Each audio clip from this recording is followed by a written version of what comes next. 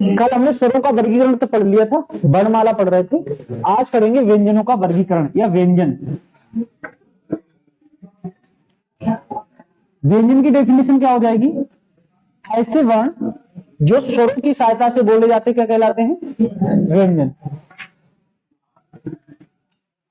ऐसे वर्ण जो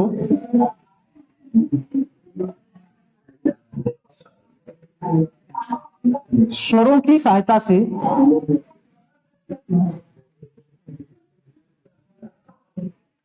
उच्चारित होते हैं या बोले जाते हैं,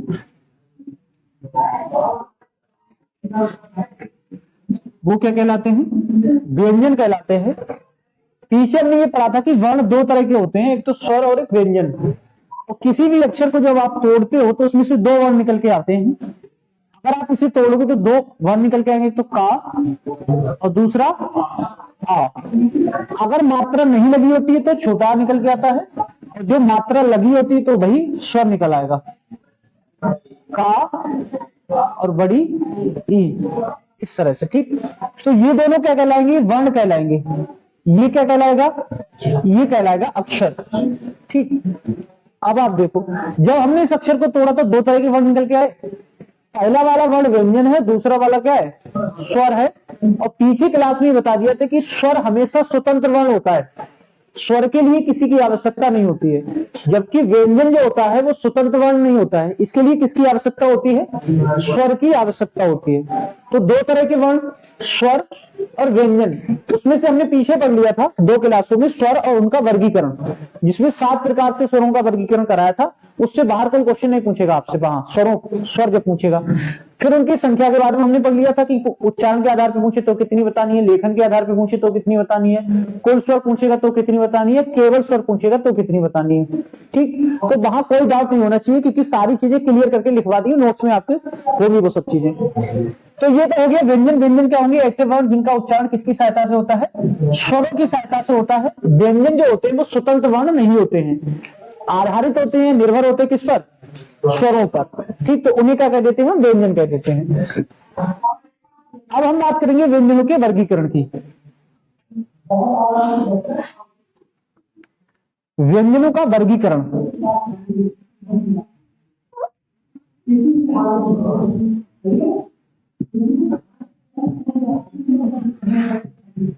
व्यंजनों का वर्गीकरण। तो वैसे तो जो मुख्यतः होते हैं वो 5 प्रकार से इसका वर्गीकरण होता है व्यंजनों का।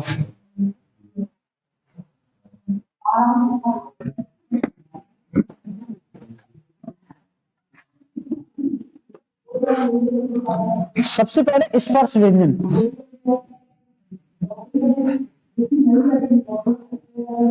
दूसरा अंतस्थ व्यंजन, तीसरा ऊष्म व्यंजन, और फिर अगला होता है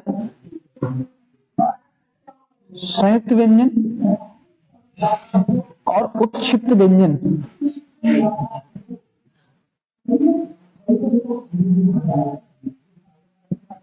मुख्य 5 प्रकार होते हैं इसके। वर्णमाला जब हमने पढ़ी थी तो ये डेफिनेशन में पढ़ा था कि वर्णों का क्या होना चाहिए? व्यवस्थित समूह या व्यवस्थित क्रम होना चाहिए। बगैर व्यवस्थित समूह या व्यवस्थित क्रम के हम उसे वर्णमाला नहीं बोल सकते हैं। ये नहीं कह सकते आपकी जो वर्णों का क्रम होता है वो वर्णमाला होता है, या वर्णों का समूह वर्णमाला होता है। कैसा होना चाहिए? व्यवस्थित क्रम या व्यवस्थित समूह होना चाहिए, तभी आप उसे क्या बोल सकते हो? वर्णमाला बोल सकते हो।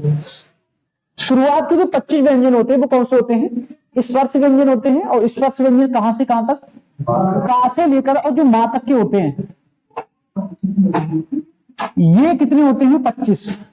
इन्हें हम क्या कह देते हैं? स्पर्श व्यंजन। और स्पर्श व्यंजन को वर्गीय व्यंजन भी कहते हैं। इन्हें क्या कह देते हैं? वर्गीय व्यंजन। वर्गीय व्यंजन क्यों कहते हैं? क्योंकि ये इस तरह से लिखे होते हैं, 1 2 3 4 5, और 1 2 3 4 5 इनकी लाइनें होती हैं। तो 5 एक लाइन में, 5 एक कॉलम में। ये रो कॉलम के आधार पर एक वर्ग का निर्माण करते हैं। जैसे आपने मैथ में पढ़ा होगा वर्ग। वर्ग की डेफिनेशन क्या होती है? कि उसकी भुजाएं कैसी होनी चाहिए? बराबर होनी चाहिए। तो इसकी भुजाएं भी कैसे हो जाएंगे? 50 से बराबर। तो हम इन्हें कह देते हैं वर्गीय व्यंजन। 5 5 की लाइन में 5 5 कॉलम होते हैं।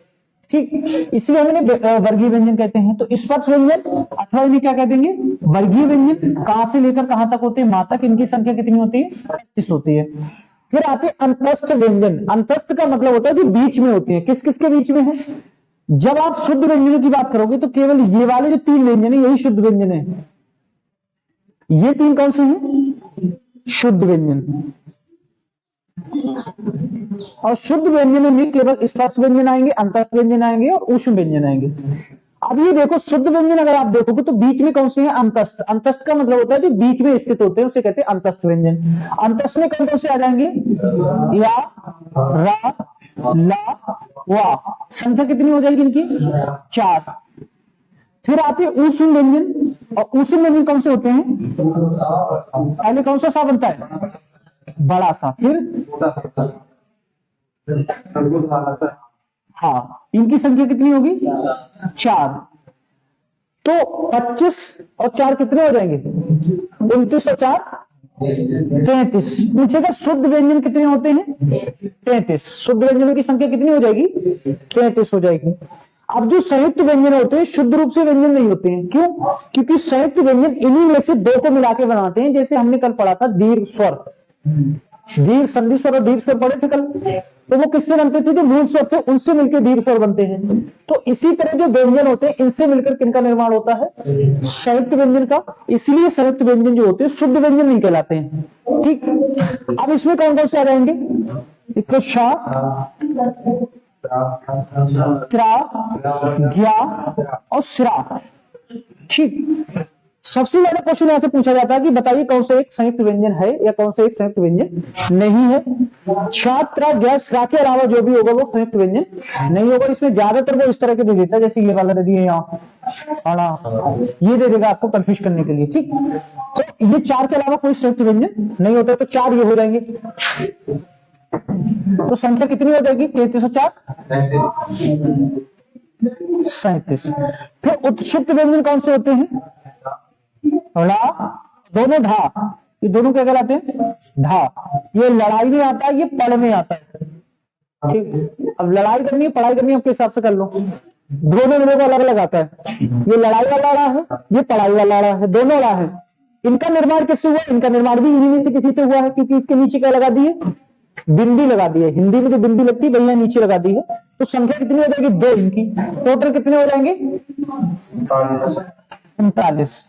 अब क्वेश्चन आपसे पूछेगा कि बताइए कुल व्यंजनों की संख्या कितनी होती है, 39।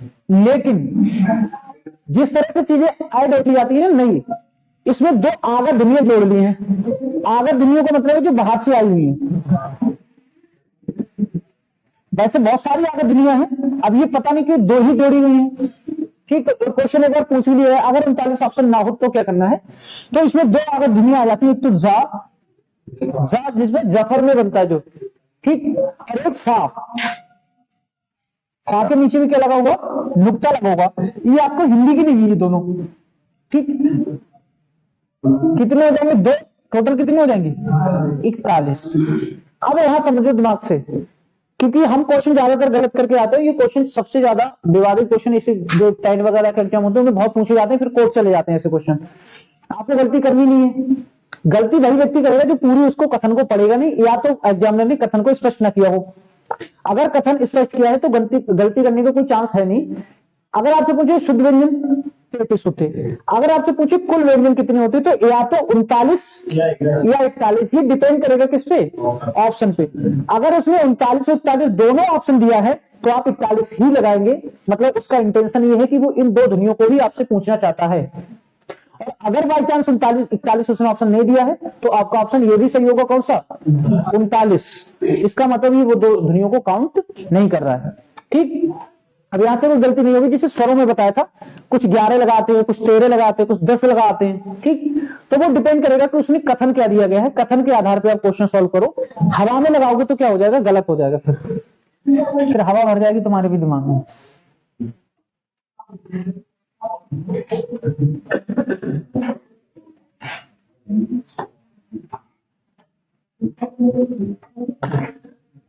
सबसे ज्यादा क्वेश्चन यहां से जो पूछा जाता है वो या तो आपसे अंतस्थ व्यंजन के बारे में पूछता है या ऊष्म व्यंजन के बारे में पूछता है। पूछेगा बताइए कौन कौन से व्यंजन ऊष्म व्यंजन होते हैं, कौन सा व्यंजन ऊष्म व्यंजन नहीं होता है। इसे आप ऐसे याद रखना। देखो ये शाह आया इसमें,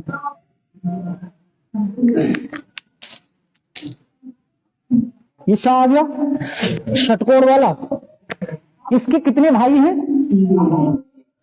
4 भाई हैं कुल मिला के। इसे भी काउंट करो भाई, इसके भाई हैं, क्योंकि वो उसी के परिवार का क्या है, सदस्य है। तो कुल कितने भाई हैं? 4। इसके चारों भाई कौन से कहलाएंगे? ऊष्म व्यंजन कहलाएंगे। मतलब इस शाह को आप पकड़ लो, इस शाह के आगे पीछे जो भी है वो सब क्या कहलाएंगे? ऊष्म। अब दूसरा ये कि जब भी आपने वर्णमाला पढ़ी होगी बचपन से, पढ़ी होगी बचपन में, आपके टीचर ने पढ़ाई होगी, ऐसे नहीं पढ़ाई होगी, मतलब याद करा दिया होगा का खा गा घा इस तरह से। कुछ लोगों को तो अभी तक याद नहीं होगी। क्यों? क्या नाम है तुम्हारा? पुष्पेंद्र। अरे तुम अपना नाम बताओ। सोमवीर। याद है तुम्हें? पहले से मना कर रहा है वो। ठीक, तो आपको ये ध्यान रखना, ये आपने पढ़ा होगा कि इस वाली लाइन में और अक्षर नहीं आएंगे, इन 4 के अलावा कुछ आता है? ये तो इतना तो ध्यान ही होगा कि क्योंकि वर्णमाला का मतलब ही क्या है? एक व्यवस्थित समूह। तो व्यवस्थित समूह का मतलब ये होगा कि इन 4 के अलावा उसमें और कोई अक्षर नहीं आएगा। तो आप ऐसे ऊष्म से याद रख लेना कि जिसमें ये शाह आएगा उसके चारों भाई किसमें आएंगे? ऊष्म व्यंजन में आएंगे।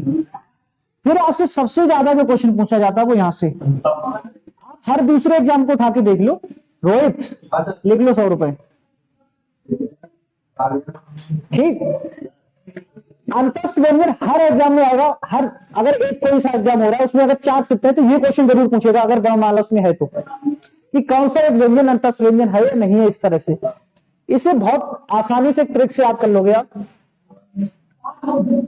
यार लब अंत तक, या रा ला वा कैसे हो जाएंगे? अंतस्थ हो जाएंगे। यार लब अंत तक, बाकी कहां तक? बाकी कहां तक? कहां तक मतलब कुछ तो सीमा होगी। कह रहे अनुभव की कमी है, हुआ नहीं है। किसे पता है? इधर आ जाओ कैमरा के सामने। पता है? अनुभवहीन व्यक्ति हो, कुछ को है, चेहरे बता रहे हैं।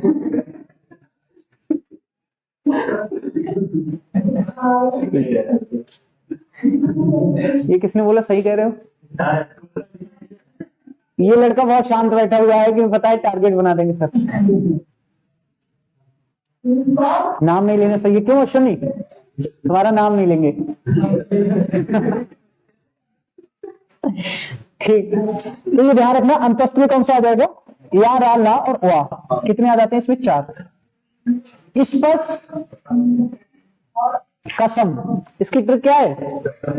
कसम खाकर कहो ना जुदा होंगे हम। वो एक गाना है, तेरे सर की कसम ना जुदा होंगे हम, सुना होगा ये तो। ये लड़का हाथ, अगले वाली लाइन बताओ इसकी। अच्छा, हाँ, वाह वाह वाह वाह,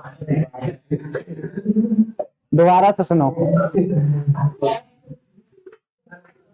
अच्छा, जो कसम खाई जाती है वो कैसे खाई जाती है? क्या दोबारा सुना ना, क्या बोला था? अच्छा, सर की कसम ना, बस इतना ही सुनना चाहते। सर की कसम कब खाओगे? हाथ रखना पड़ेगा ना, स्पर्श तो करना पड़ेगा। बगैर स्पर्श की कसम खाओगे फिर तो भाई देख लो, पिटाई भी हो सकती है। ऐसे हवा में कसम नहीं देखो, वो शपथ लेके बता रहे।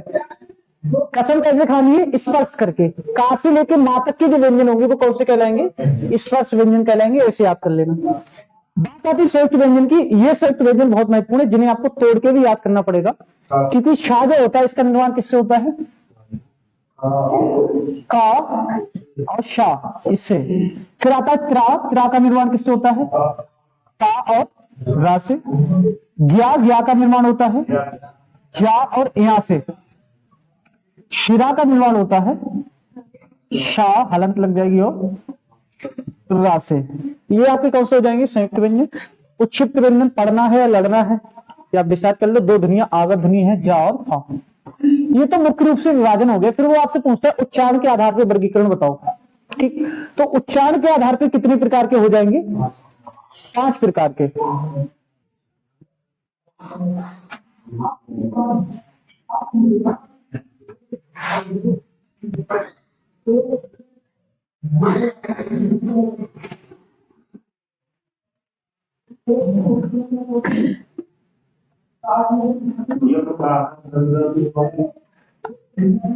क्या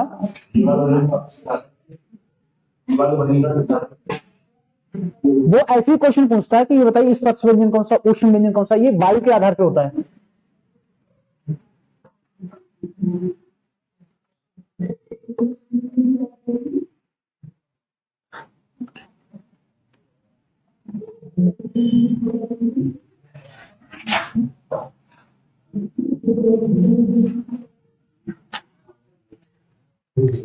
किसके आधार पे हो जाएगा? उच्चारण स्थान के आधार पर।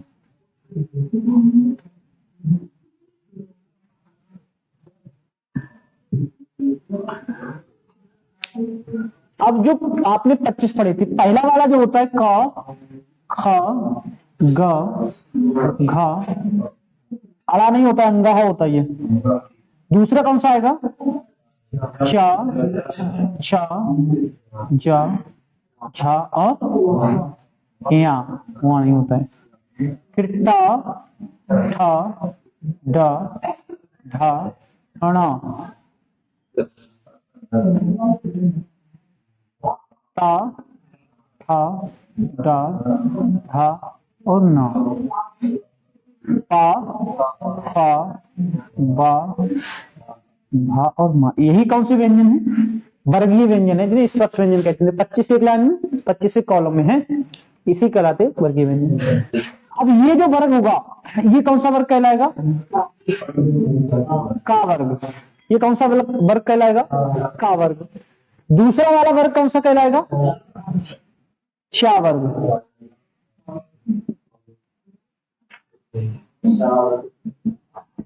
ये कौन सा कहलाएगा? टा वर्ग। ये कौन सा कहलाएगा? ता वर्ग। ये कौन सा कहलाएगा? फा वर्ग। अब कई बार पता क्या होता है एग्जाम में, वो आपको सारी लाइनें सारे अक्षर लिख के ना केवल एक वर्ग का नाम ले देगा, कहेगी बताइए पावर्ग। बहुत आसान क्वेश्चन पूछ लिया, कौन सा एक निम्नलिखित में से कौन सा एक पावर्गीय व्यंजन नहीं है। ठीक, पावर्गीय का मतलब होगा उसी लाइन की बात कर रहा है वो। किसकी बात कर रहा है? उसी लाइन की। अब कभी भी आपको ये नहीं कहेगा खा वर्ग, कभी भी नहीं कहेगा गा वर्ग, झा वर्ग, ठा वर्ग, था वर्ग, इस तरह से कभी नहीं पूछता है। हमेशा वर्ग का नाम किसके आधार पे होगा? पहले अक्षर के आधार पे होगा। जिससे घर में होता है बड़ा जो बच्चा होता है उसी के नाम से माता पिता को बुलाते हैं, पड़ोस वाले जो होते हैं। अगर घर में बड़ा बच्चा है उसका नाम है मुन्ना, तो क्या कहेंगे? मुन्ना की मम्मी। औरतें मोस्टली कौन कहता है? औरतें कहती हैं मुन्ना की मम्मी या मुन्ना के पापा। अब घर में तो कहती है ना, पत्नियां अपने पति का नाम नहीं लेती। ऐसा होता है? मतलब होता था, अब नहीं होता है, तो लोग लेते हैं। अभी होता है? मतलब तुम्हारी पीढ़ी तक रहेगा गांव में। क्यों?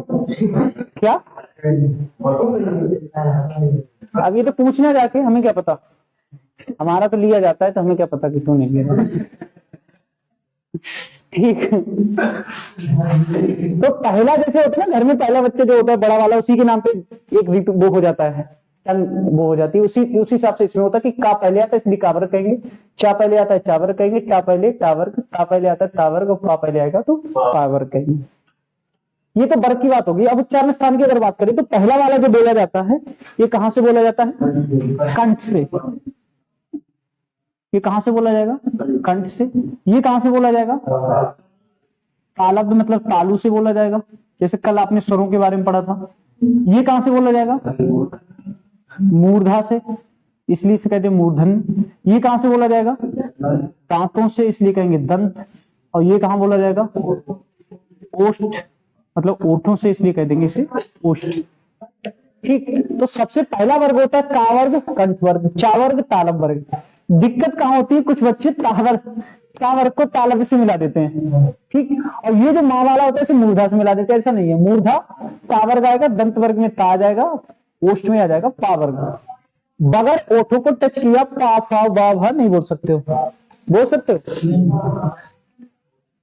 वो लड़की नहीं है, वो बोल के दिखाती। तुमने से कोई बोल सकता है? नहीं बोल सकता है। इसी तरह बगैर दांतों की सहायता से आप ये नहीं बोल सकते। हाँ, बगैर मूर्धा की सहायता से, बगैर तालू की सहायता से चा छा बोल के देखो, चा छा, जीभ न टकराए तालू में। का खा, अब ये जो ध्वनि आ रही कंठ से आ रही है, आप जीभ को आने वाली वायु को रोकने का प्रयास करो। का खा वगैरह नहीं बोल सकते, क्योंकि इसमें जीभ का रोल इतना नहीं, इतना कंठ से डायरेक्ट हवा आ रही है। का खा गा घा अंगा, ठीक, डायरेक्ट हवा आ रही है इसमें। चा छा जा झा झ, यहाँ तो इसमें किससे? तालु से टकरो ता ठा। कल बताया था तालु से पीछे का जो भाग होता है उसे क्या कहते हैं? मूर्धा। तालु के पीछे का जो भाग होता है उसे क्या कह देते? मूर्धा कर लेते। बोलो ता, ता जब बोलोगे तो तालु से पीछे जाएगी जीभ, ठा तालु से पीछे जा रही है। डा ढा णा हमेशा पीछे टकरा के आएगी, तालु से भी पीछे वाले भाग से, ठीक। ये तो बता ही दिए। दंत बगैर दांतों में टच किए नहीं बोल सकते आप। ता था दा धा, पाफा वावा बगैर ऊंटों से नहीं बोल सकते। याद कैसे करना है? इसे ऐसे याद कर लो के कंठ वाला है टी, तालु वाला है एम, मूर्धा वाला है के टी एम। मांग लो, दा से दंत हो जाएगा, डी से, और ओ से ओष्ठ। तो इसे याद कैसे करना है? के टी एम दो। ये एक लड़का है, अब लड़के का चित्र बनाना ही पड़ेगा। लड़का बहुत कमजोर है, दुबला पतला है, लेकिन लड़की की ख्वाहिशें बहुत हैं। इतना कमजोर है गर्दन भी मुड़ गई इसकी।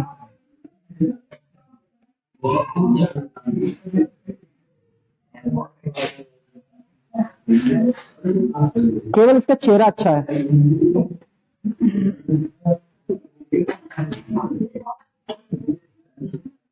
ये कौन कर रहा है? विजय है?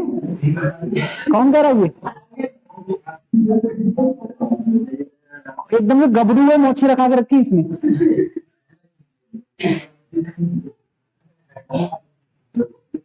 अभी आपको औरत लगने लगी ना? ठीक है, इसने टीका लगा के रखा है, बड़े बड़े बाल रखता है, ठीक। शेविंग भी रखा रखी इसने। गाना सुना गबरू जवान 16-22-23 साल का, वही वाला है ये। मूछे रख रहा है ना। अब ये हमारी क्लास में पढ़ने आता था पहले, सिलेक्शन हो गया इसका, सिलेक्टेड है, दरोगा में है। तब तो मूछे नहीं रख सकता किसी और, ये उसमें है, क्या कहते हैं, वीडियो है। नहीं, सेव नहीं रख सकते ना, सेव नहीं रख सकते हो। अगर मान लो आप सिख धर्म में हो या मुस्लिम हो तो रख सकते हो। इसका नाम है मंगरू, ये तो बता दिया तो ना। हाँ, इसका नाम क्या है? मंगरू। मंगरू का सिलेक्शन हो गया। मंगरू क्या मांग रहा है? ससुराल वालों से केटीएम मांग रहा है। शादी पहले हो चुकी है, तब सिलेक्शन नहीं हुआ था इसका। अब मंगरू के दिमाग देखो कितने खराब हो गए। मंगरू चाहता है ससुराल पक्ष से क्या मिले? केटीएम। ससुराल पक्ष ने कहा ठीक, कोई बात नहीं, तू वर्णमाला सुना के दिखा, हम तुझे केटीएम दे देंगे। मंगरू को वर्णमाला नहीं आती, लेकिन मंगरू को क्या चाहिए? केटीएम चाहिए, ठीक। अब शादी मंगरू की पहले हो चुकी है। ज्यादा चांस क्या है कि मंगरू कभी ससुराल जाएंगे तो पिट के वापस आएंगे। या तो ये डिमांड शादी से पहले होती तब तो चलता, अब मंगरू शादी के बाद मांग रहे हैं, तो मंगरू क्या होंगे? पिट जाएंगे। और जब इन्हें वर्णमाला नहीं पता है तो इनकी जो पत्नी होगी वो इन्हें घर पे समझाएगी कि जो मांग रहे थे वही तो वर्णमाला थी, कम से कम इतना दिमाग लगा दे तो मिल जाती। कि जो केटीएम मांग रहे थे वहां से का से क्या हो जाता? कंठ, टी से तालब हो जाता, एम से मूर्धा हो जाता, डी से दंत, और उससे ओष्ठ। फिर इन्हीं के ऊपर कहावत बनी, जान बची तो लाख उपाय, लौट के बुद्धू घर को आए। कि घर पे आ गए तब इन्हें बुद्धि आई कि अच्छा ऐसा बोल देते तो वहां तो काम हो जाता। तो मंगरू आ गए वापस घर पे। मंगरू को केटीएम नहीं मिली, लेकिन आप अपने केटीएम से काम चला लो कि का से कंठ स्वर होता है, टी से व्यंजन होता है, टी से तालव्य होता है, एम से मूर्धा, दी से दंत, ओ से ओष्ठ।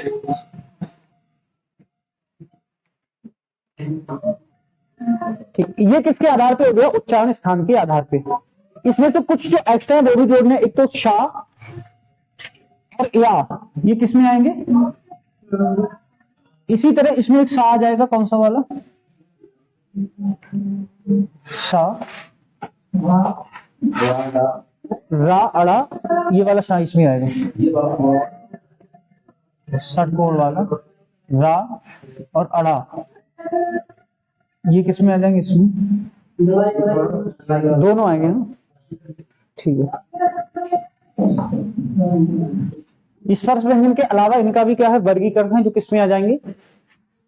ये वाला देखो, इन सा का नाम देके पूछ लेता, ये बहुत महत्वपूर्ण है। तीनों पूछेगा, बताइए कौन सा एक तालव्य सा है, या पूछेगा कौन सा मूर्धन्य सा है या कौन सा दंत सा है। कई बार उच्चारण भी इसी तरह से होता है। इसे हम जैसे आम भाषा में बोलते सा, शा, सा, कई बार बहुत से लोग इसे बोलते हैं दंत सा, इसे बोलते हैं मूर्धन्य सा, और इसे बोलते हैं तालव्य सा। ठीक, तो आपको पता होना चाहिए, तालव्य सा बोला जाएगा तो बड़ा वाला, मूर्धा सा बोला जाएगा तो ये बीच वाला, क्योंकि बीच में कौन सा आ रहा है? मूर्धा। ऐसे याद कर लो। इसे बड़ा सा बोलते हैं, ये बताओ? बोलते हैं ना गांव में, मतलब वैसे उच्चारण अलग होता है, लेकिन गांव में क्या बोल देते हैं अपनी? बड़ा सा। इसे छोटा बोलते हैं। ठीक, तो पहले बड़ा आ गया किसमें? तालव्य में। नीचे छोटा आ जाएगा किसमें? दंत में। बीच में कौन सा आ जाएगा? मूर्धा, क्योंकि ये कौन सा है? बीच का है। इसमें कौन सा नहीं आएगा? एक ऊपर से छोड़ दो, इसमें कोई नहीं आएगा, एक ऊपर से छोड़ दो। ठीक है, ऐसे याद कर लेना। फिर अब जो सबसे ज्यादा क्वेश्चन बनता है वो बनता है सघोष अघोष, जो किसके आधार पे है? घोषत्व के आधार पर। हाँ। किसमें? कंठ में? हाँ नहीं, इस वाले में बता रहे तुम? हाँ, वैसे काकल व्यंजन है, इसलिए इसमें नहीं आएगा। हा को स्वर तंत्रीय या काकल व्यंजन कहते हैं, वो अलग से अकेला ऐसा है एक हा जो काकल व्यंजन है, इसलिए उसे कंठ में नहीं रखेंगे। ठीक, आगे आएगा हाँ आपको उसमें। अब आपसे पूछिए घोषत्व के आधार पर स्वर बताओ। घोषत्व का मतलब क्या होता है? उच्चारण में जिसमें ज्यादा कम, इसमें डेफिनेशन नहीं लिखी है? लिखी है अघोष अघोष की? अघोष अघोष की डेफिनेशन लिखी तो है।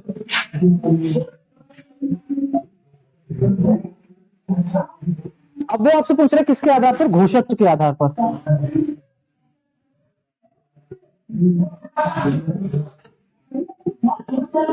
घोषत्व के आधार पर कितने प्रकार के होते हैं? दो प्रकार के। या तो कोई व्यंजन कैसा होगा? सघोष होगा, और या फिर कैसा होगा? अघोष होगा। या तो कोई व्यंजन सघोष होगा या अघोष होगा। घोष का मतलब होता है कंपन, सा मतलब सहित, कंपन के सहित जो बोला जाएगा वो कौन सा हो जाएगा? सघोष। कंपन के सहित जो बोला जाएगा वो कौन सा हो जाएगा? सघोष। और जिसके बोलते समय कंपन नहीं होगा वो कौन सा हो जाएगा? इसमें कंपन नहीं होगा। ठीक, सघोष में कौन कौन से आ जाते हैं? प्रत्येक वर्ग का पहला और दूसरा, ये कौन से होते हैं?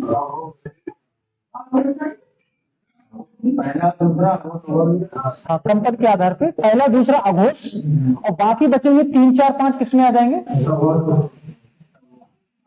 इसमें कौन सा आ जाएगा? पहला और दूसरा। अब आप का खा बोलोगे तो कंपन नहीं होगा, गा घा ड़ा बोलोगे तो क्या होगा? कंपन होगा। किसमें? तीसरा चौथा पांचवा। ठीक है सबूत। तीसरा चौथा पांचवा क्वेश्चन कैसे पूछेगा? एक आपको क्वेश्चन दे देगा, पूछेगा बताइए कौन सा एक सघोष है या कौन सा एक अघोष है, इस तरह से। क्या हुआ? ये सघोष में तीसरा चौथा पांचवा आएगा, अघोष में पहला और दूसरा आएगा। एक दूसरा वर्गीकरण होता है मुख से निकलने वाली वायु के आधार पर, जिसे कहते हैं अल्पप्राण और महाप्राण। ठीक, अल्पप्राण और महाप्राण की बात करता है तो वायु की बात कर रहा है, और सघोष अघोष की बात करता है तो कंपन की बात कर रहा है, कि किसी स्वर को व्यंजन को उच्चारण में कितना कंपन हो रहा है। ठीक, अब ये आप ऐसे अलग अलग याद रखोगे मुश्किल होगा, एक ट्रिक बता देंगे उससे बहुत आसान हो जाएगा याद करना। देख लो दूसरा कौन सा हो जाएगा? प्राणत्व के आधार पर। प्राणत्व के आधार पर मतलब वायु के आधार पर कितने प्रकार का हो जाएगा? ये भी 2 प्रकार का। एक तो हो जाएगा अल्पप्राण और दूसरा हो जाएगा महाप्राण। ठीक, अल्पप्राण वे होंगे जिनके उच्चारण में कम वायु निकलेगी, अल्पप्राण। और अल्पप्राण में कौन कौन सा आ जाएगा, जैसे का बोलोगे कम वायु निकलेगी, खा बोलोगे ज्यादा निकलेगी, तो अल्पप्राण में पहला आएगा। खा बोलोगे ज्यादा आएगी, गा में कम आएगी तो तीसरा आ जाएगा, घा में ज्यादा आएगी, आराम में कम आएगी तो पांचवा आ जाएगा। इधर कौन सा बचेगा, दूसरा और चौथा। ठीक, महाप्राण में दूसरा चौथा, अल्पप्राण में पहला तीसरा पांचवा। अब इसे आप याद रखो, बहुत आसान है याद रखना। इसकी एक ट्रिक है, अघोष और महाप्राण। 12, 24। अघोष में कौन सा आ जाएगा आपका, पहला दूसरा, महाप्राण में दूसरा चौथा। दोनों वर्गीकरण अलग अलग है, ये ध्यान रखना। अघोष में अगर आपको पहला दूसरा पता है अघोष है, तो बचे हुए तो सघोष होंगे ना। अगर मान लो आपने 2 याद कर लिए, पहला दूसरा अघोष है, तो 3, 4, 5 जो बचे वो कौन से जाएंगे, नीचे वाली लाइन में अगर आपने 2 याद कर ली, महाप्राण है दूसरा चौथा, तो बचे हुए 3 कौन से हो जाएंगे, अल्पप्राण 1, 3 और 5। तो आप केवल इस ट्रिक से याद कर लेना, वरना आप मतलब थोड़ा सा डिफिकल्ट हो जाता है इस एग्जाम में, क्योंकि क्वेश्चन किस तरह से बनता है वो अभी आपको दिखाएंगे। ठीक, तो अघोष और महाप्राण ये इसकी ट्रिक हो जाएगी, इससे आप याद कर लेने से। अब वो आपसे क्वेश्चन पूछता है तो उसमें मिक्स करके कभी कभी क्वेश्चन पूछ लेता है कि कौन सा एक अघोष भी है और महाप्राण भी है।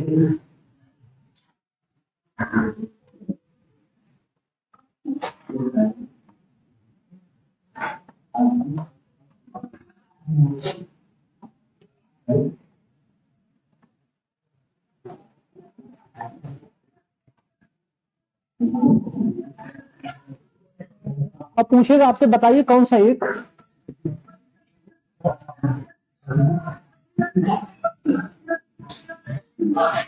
अल्पप्राण व सघोष व्यंजन है। ये आपने उसने क्वेश्चन दे दिया, ऑप्शन आपको कैसे देगा,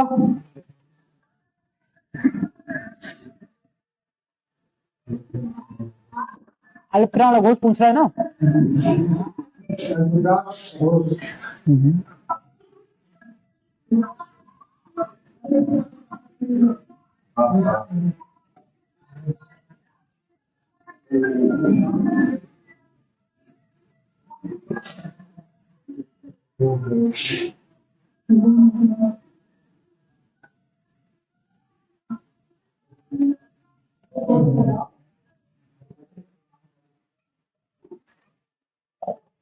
बताओ कौन सा एक अल्पप्राण व सघोष है,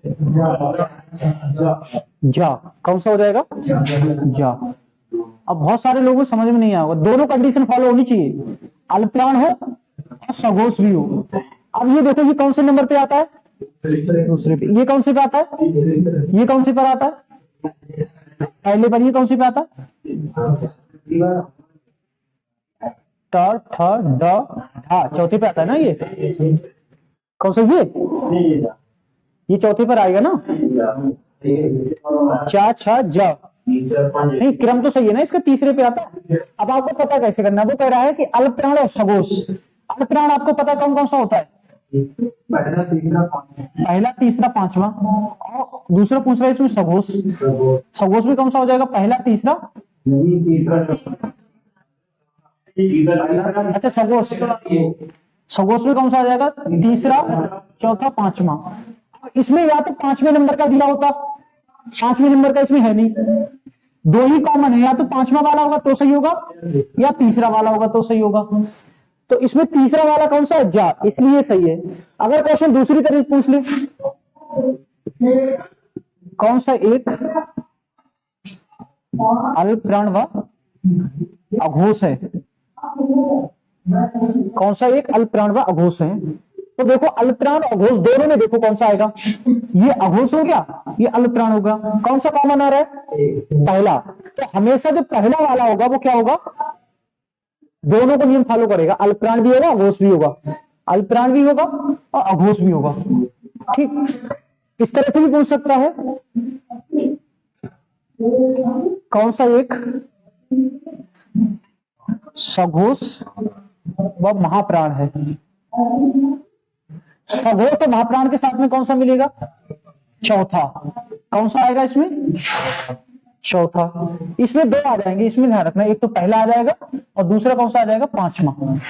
इस वाले में दो कॉमन है, ठीक। हाँ, तीसरा पांचवा। फिर ऐसे भी पूछ सकता है कि कौन सा एक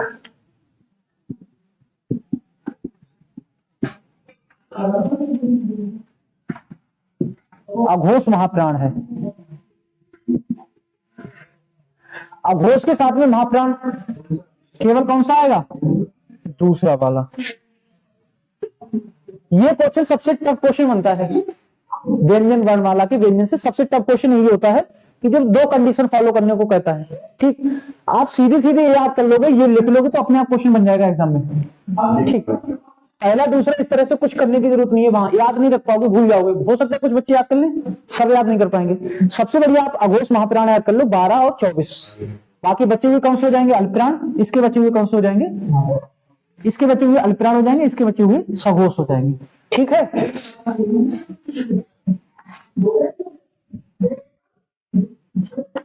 अगला आपका दिया है वर्गीकरण किसके आधार पर?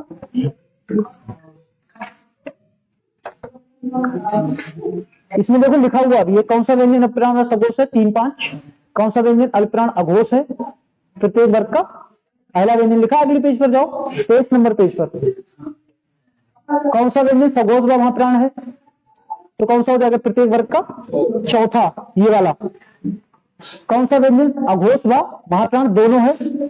प्रत्येक वर्ग का दूसरा, ये वाला हो जाएगा। हाँ, फिर पूछ रहे जीव की क्रियाशीलता के आधार पर कितने प्रकार के हो जाते हैं? 2। एक तो होता है पार्श्विक व्यंजन, एक लुंठित व्यंजन।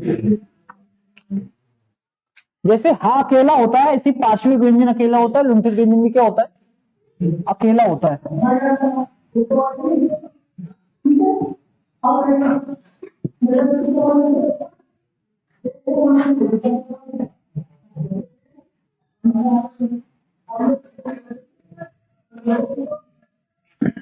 जीव की क्रियाशीलता के आधार पर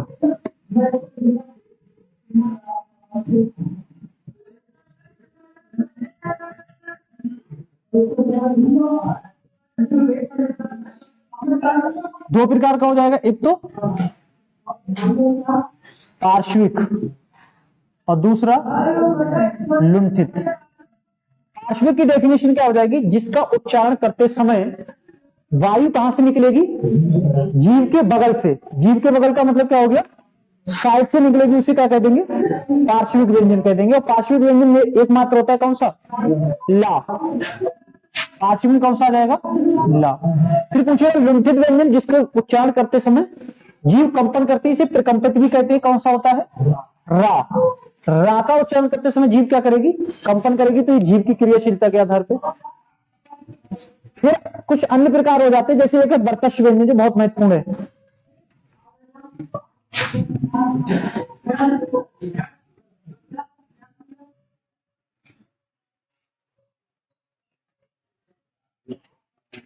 बर्तस्य व्यंजन, बर्तस्य व्यंजन कौन कौन सा आ जाता है? सा, रा, ला, ना।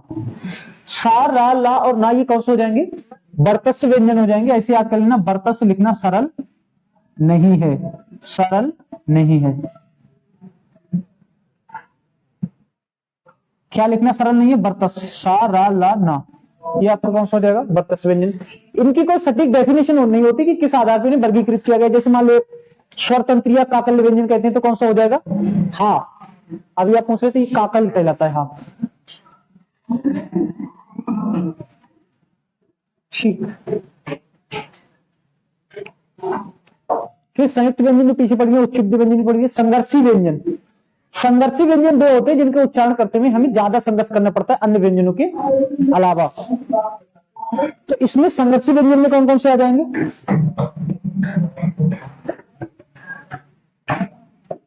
तो शा आ जाएंगे तीनों।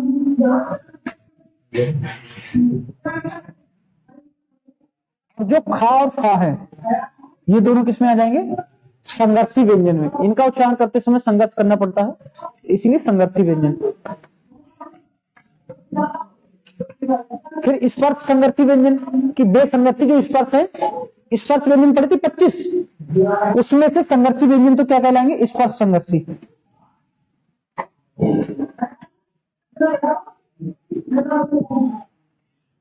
स्पर्श व्यंजन थे 25, उसमें से संघर्षी व्यंजन कौन से हैं? सा, शा, शा, हा, खा और फा, ये स्पर्श व्यंजन में थे, बताओ कौन से हो जाएंगे? खा और फा आएंगे, हाँ ठीक। चा, छा, जा, झा ये कौन से हो जाएंगे? स्पर्श संघर्षी। चा, छा, जा और छा ये हो जाएंगे आपके स्पर्श व्यंजन, स्पर्श संघर्षी व्यंजन। संघर्षहीन, संघर्षहीन का मतलब होता है जिनके उच्चारण में बहुत कम संघर्ष करना पड़ता है, जैसे यार अल्लाह हुआ है, बहुत आसानी से बोले जाते हैं यार अल्लाह हुआ, ये कौन से कहलाते हैं? संघर्षहीन, कोई संघर्ष नहीं करना पड़ता है। एक अभी क्वेश्चन किसे एग्जाम में पूछ लिया था, अमानक वर्ण किसे कहते हैं? अमानक वर्ण कहते हैं भा को, एकमात्र वर्ण है जिसे कहते हैं अमानक वर्ण।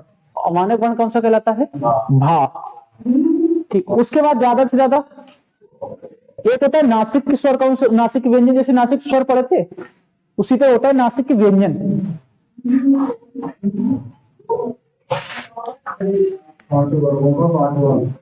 हाँ, नासिक में कौन सा आ जाएगा? प्रत्येक वर्ग का पंचम या पांचवा। प्रत्येक वर्ग का पांचवा कौन सा होता है?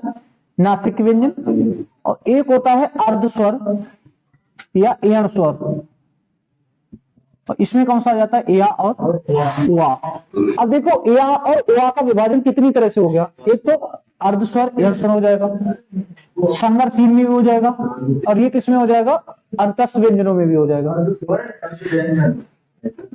अर्ध स्वर या एण स्वर कहते हैं इसे, ठीक। ये ना पूरी रूप से स्वर है ना पूर्ण रूप से व्यंजन, इसलिए अर्ध स्वर या क्या एण स्वर कहते हैं इसे, या और वा, ठीक। यही दो प्रयोग होते किसमें? आपने देखा एण स्वर संधि में। एण स्वर संधि पढ़ोगे तो आपको केवल दो ही मिलेंगे, या और वा, यही एण स्वर संधि में आती है, इसलिए एण स्वर या क्या कह देते हैं इसे? अर्ध स्वर कह देते हैं।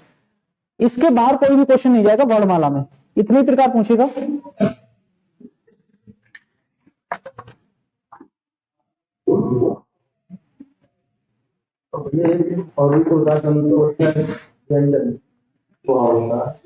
दंतोष्ट केवल वा होता है, दंतोष्ट में वैसे कोई मानक बोध नहीं है दंतोष्ट वाला। वा को आप कहां रखते हो वैसे? अंतस्थ में। किसमें रखते हो?